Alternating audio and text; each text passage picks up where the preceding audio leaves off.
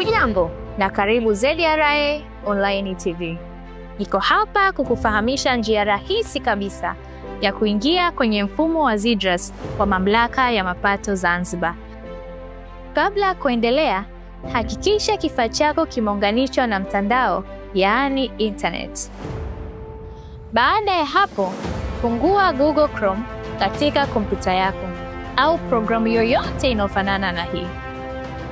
Kisha tembelea kiunganishi cha portalzidras.zanrevenue.org. Na sasa umefanikiwa kuwepo kwenye mfumo wa ZIDRAS. Weka namba ya kumbukumbu, yaani reference number, na neno la siri, yaani password. Chini ya neno CAPTCHA utaona herufi. Ziandike herufi hizo kwenye boksi iliyo chini yake. Na ikiwa huwezi kuzisoma vizuri, basi bonyeza kitufe kilichoandikwa reload ili kuweza kubadilisha herufi hizo.